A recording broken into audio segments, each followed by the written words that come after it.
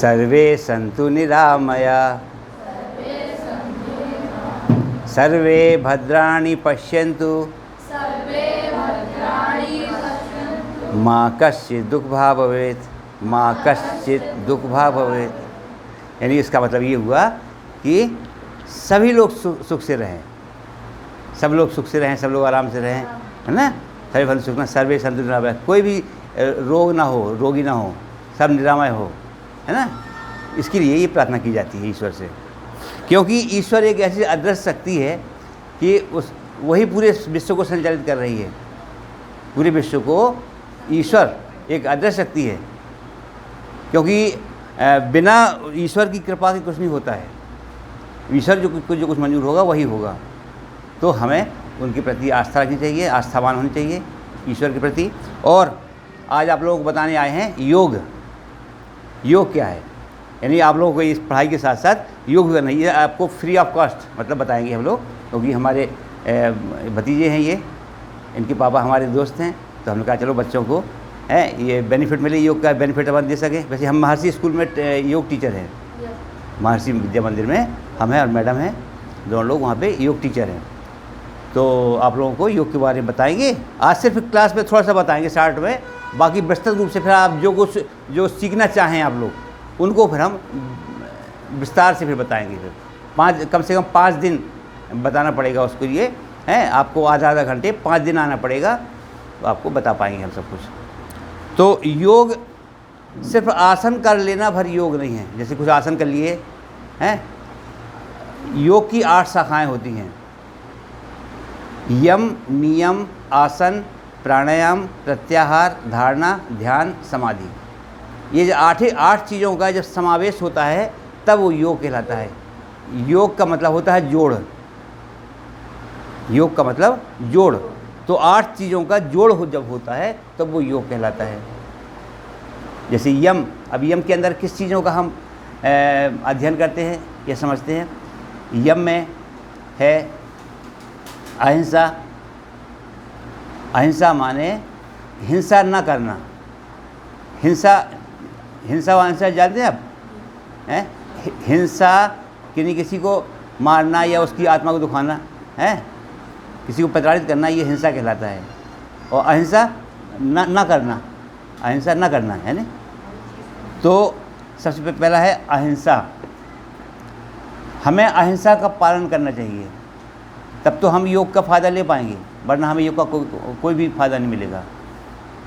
बहुत लोग कहते हैं कि अरे हमने सालों योग आसन किए, योग किया हैं, लेकिन हमें उसका फ़ायदा नहीं मिला। तो फ़ायदा क्यों नहीं मिला? जब उन नियमों का पालन करेंगे आप। यम, नियम, आसन, प्राणायाम, प्रत्याहार, इन सब चीज़ों का जब पालन करेंगे आप, तब आपको फ़ायदा मिलेगा। तो हमें किसी की हिंसा नहीं करना है, यानी अहिंसा का पालन करना है। जैसे आपकी जैन धर्म समाज में बोलते हैं अहिंसा परमो धर्मः, अहिंसा सबसे बड़ा धर्म है ना। तो हमें किसी की हिंसा नहीं करना है।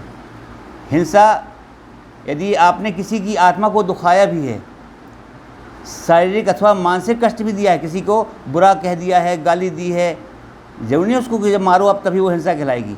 आपने यदि उसकी आत्मा को भी दुखाया है, आपकी वाणी से उसकी हृदय को कष्ट पहुंचा है, तो वो भी हिंसा के बराबर है।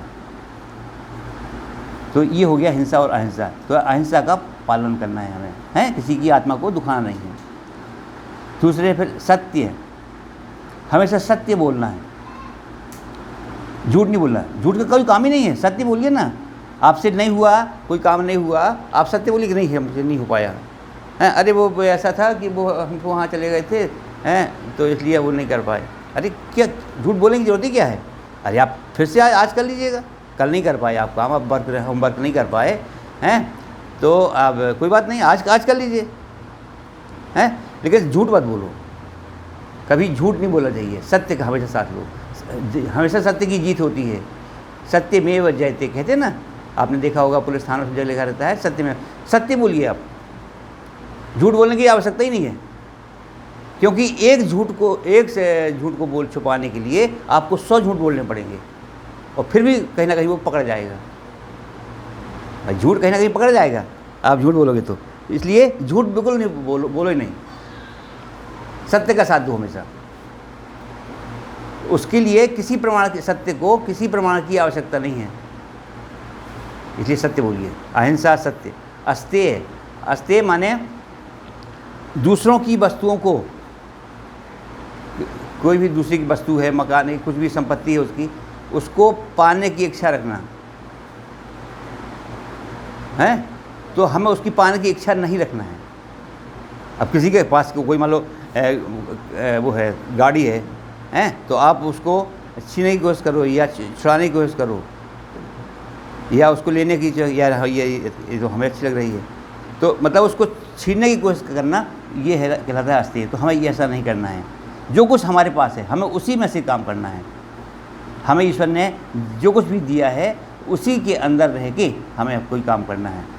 और बहुत से होते भी हैं, बहुत से बच्चे गरीब होते हैं और लेकिन फिर भी अपने सीमित संसाधनों में वो अपना पढ़ाई करते हैं, अच्छी पढ़ाई करते हैं और अच्छी सफलता तक पहुंचते हैं। जरूरी थोड़ी है कि उसके लिए नहीं, जब हमारे पास लाखों करोड़ों रुपए हों पिताजी के पास और ट्यूशन में खर्च करने के लिए पैसे हों, हमको कार से छोड़ने जाएं, कार से लेने जाएं, ये सब नहीं। हम जितने साधन हमें भगवान ईश्वर ने दिए हैं उसी साधनों के अंदर हमें रह करके और अपना प्रयास करना है, आप जरूर सफल होंगे उसमें। अस्तेय हो गया। ब्रह्मचर्य, ब्रह्मचर्य मतलब सात्विक जीवन, हमें सात्विक जीवन से रह के करना है। यदि हम जैसे सात्विक भोजन होता है, शुद्ध भोजन है, शुद्ध भोजन आप करेंगे तो आप कभी बीमार नहीं पड़ेंगे। आप ज़्यादा खटाई मिर्च वाला और तेल वाला ज़्यादा चीज़ खाएंगे तो नुकसान करेगा। जैसे खासकर अभी गर्मियों में अभी आपको तेल की बनी हुई चीज़ें नुकसान करेंगी। हर महीनों का अलग अलग है, किस महीने में क्या चीज़ खाना है क्या नहीं खाना है। आयुर्वेद में आप जब पढ़ेंगे, आप बड़े हो जाएंगे, अभी छोटे हैं, तो आयुर्वेद में किस महीने कौन सी चीज़ खाना है कौन सी चीज़ नहीं खाना है। जैसे चैत्र में गुड़, बैसाख में तेल, है ना।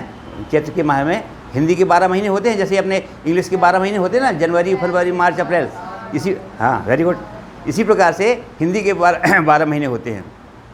चैत्र, बैसाख, चैत्र में गुड़ नहीं खाना चाहिए,